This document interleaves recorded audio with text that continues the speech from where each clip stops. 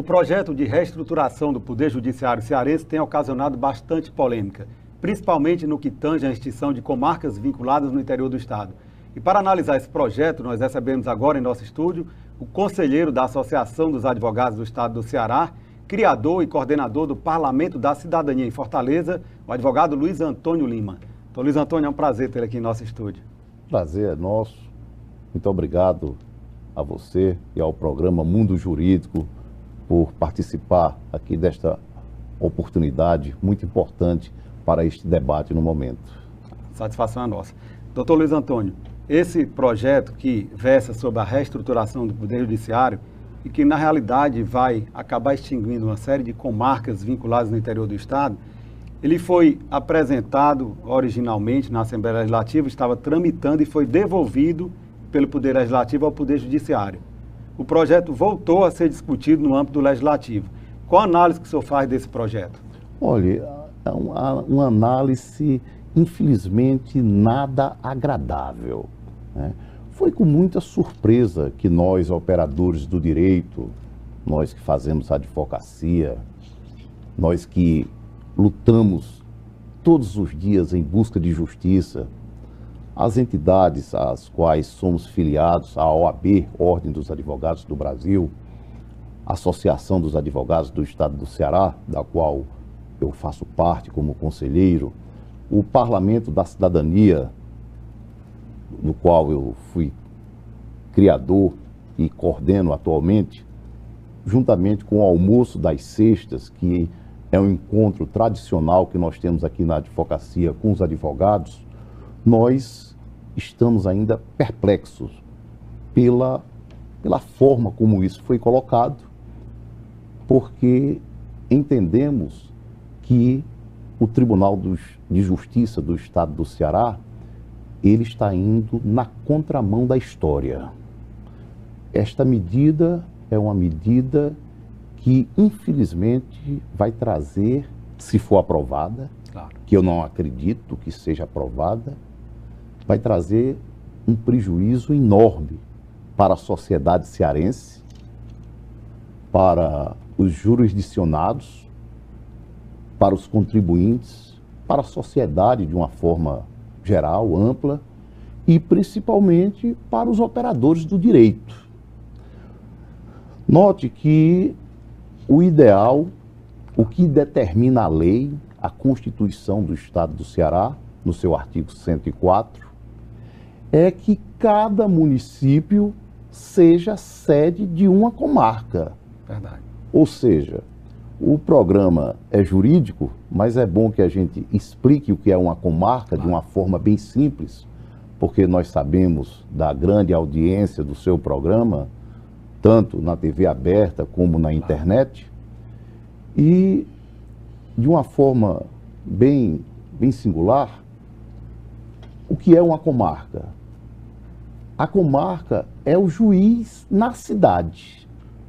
Então, a lei determina que cada município deve ter um fórum, uma representação do poder judiciário em cada cidade, Nós em temos cada 184 municípios no estado do Ceará. Isso quer dizer que nós deveríamos ter um fórum, uma comarca em cada um desses município. Certo. Um fórum, uma comarca, no mínimo com um juiz, porque pode ser mais de um, Claro. com um representante do Ministério Público Estadual, com um representante da Defensoria Pública para atender Claro. aos hipossuficientes economicamente, aos necessitados, às pessoas que são pobres na forma da lei, e, consequentemente, com a advocacia para atender aqueles clientes que podem pagar a um advogado. Isto é o ideal, é o conceito da justiça atendendo o seu cidadão. Isso não é nada demais. Não. Paralelamente a isso, o que é que nós temos em cada município? Nós temos o delegado de polícia, que é o representante da polícia judiciária, os agentes da polícia civil e mais a guarnição da polícia militar. Esse conjunto é o conjunto que dá a forma de justiça, de segurança para a sociedade de cada município. E, lamentavelmente, o Tribunal de Justiça surpreende toda a sociedade Inclusive, o projeto, me parece que foi apresentado sem muita discussão. Não chamou os principais atores interessados, como os advogados ou o próprio cidadão, não é verdade? Faltou chamar a OAB, faltou chamar entidades representativas da sociedade civil para discussão do projeto, o que não foi feito, e mesmo que fosse, ainda fica uma coisa desconfortável. É verdade. Porque o que nós entendemos no momento, o que nós estamos vendo aí, o próprio Conselho Nacional de Justiça é querendo implementar mecanismos para que a justiça funcione de forma célere, para que a justiça a cada dia possa atender a quem dela necessita, aos jurisdicionados. E vem o Tribunal de Justiça com esse projeto, tentando justificar com números que a comarca tal, a comarca Y ou Z, tem poucos processos, por isso ela deve ser fechada, ser remanejada. Que não justifica. Coisa que não justifica, porque inclusive, se uma comarca tem poucos processos, é preciso que se verifique o porquê desses poucos processos. Às vezes a comarca tem poucos processos porque não tem juiz. Verdade.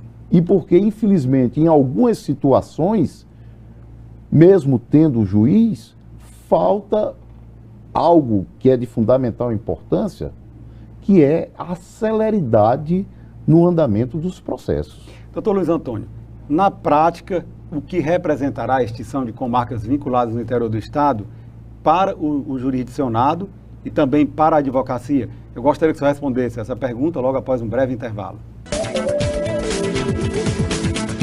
A Câmara Municipal de Fortaleza não para de trabalhar pela população da nossa cidade. E para que você fique sempre por dentro do nosso dia a dia, temos vários canais de comunicação. Confira o que acontece na Câmara pelo site e pelas nossas redes sociais, como Facebook, Instagram, YouTube, TV Fortaleza e Rádio Fortaleza. Acesse, comente, assista, participe. A casa é sua também. Câmara e você, juntos construindo uma Fortaleza melhor. Nós voltamos a entrevistar o advogado Luiz Antônio Lima, que está falando sobre o projeto do Poder Judiciário cearense de extinção de comarcas. Doutor Luiz Antônio, no bloco anterior, a pergunta que ficou no ar foi sobre o que na prática representa a extinção de comarcas para o jurisdicionado e para o advogado. Bem, na prática, isso representa mais ou menos o seguinte. Significa dizer que em uma cidade como Mulungu, que nós estivemos lá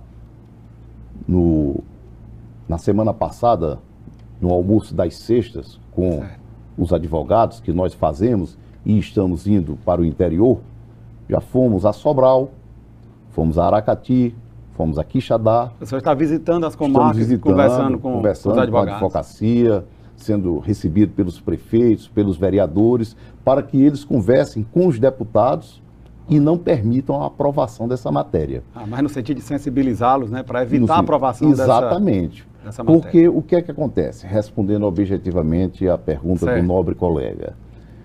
Município de Mulungu, vamos supor, se extingue a comarca.